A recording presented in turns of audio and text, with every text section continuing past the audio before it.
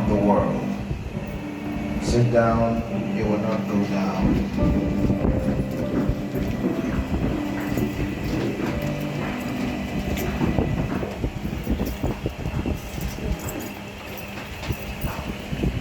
This morning, I want to speak on what I want to call unstained.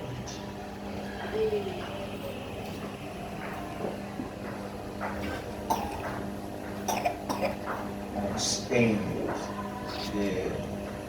The old English said unspotted. Prefer unstained, undefiled.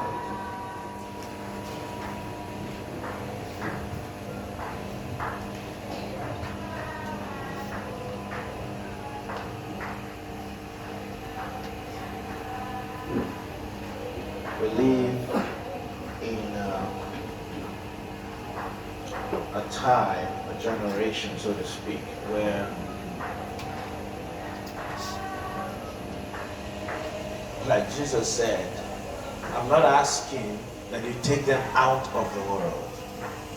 And he was praying in John chapter 17. He said, but that you will keep them as they are in the world, you will keep them. The success of your journey with him, in many ways you could say, but the success of your walk with God is measured by your ability. It's not about your ability to see visions. It's not even about your ability to hear God. It's about your ability to pass through the filth of this world and be unstained by it.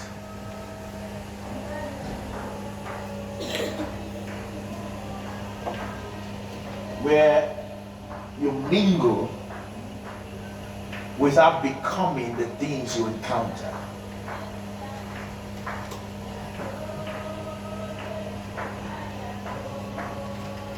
The Bible goes through so much trouble to make us realize we are part of a different kingdom under different laws, and we're living for a different purpose than everybody else.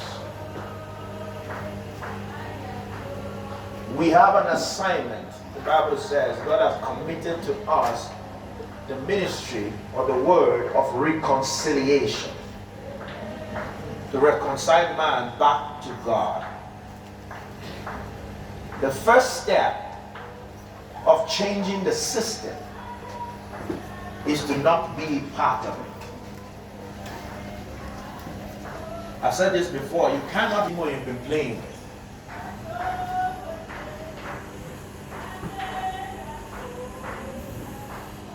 And so for many people, in the very area where they are supposed to first authority on God's behalf, is in that same area where they have been compromised. See, because the devil is not a fool before you do. Spiritual things carry ripples in the realm of the spirit. The devil can read you sometimes better than you can. And being that he is a spirit being, he understands spiritual things sometimes more than us.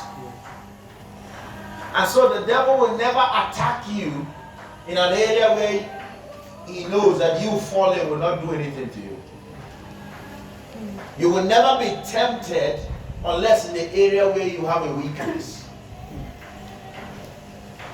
Temptation is not a sin. Are you hearing me? Temptation is not a sin. Temptation is a revelation that you have a hidden desire.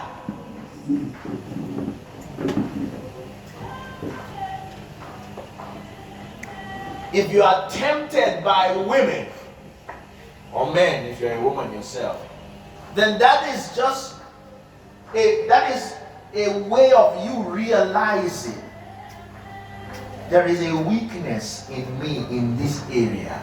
An undiagnosed desire. Sometimes you're not even aware. Let me put it this way. If every time somebody provokes you, you lose your temper, that's a temptation. The temptation is not the problem. In fact, you losing your temper is not the problem. The problem is you have no self-control.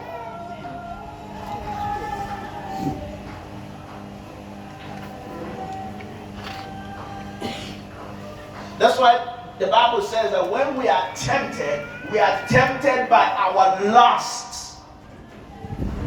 Our own desire is the engineer of your temptation.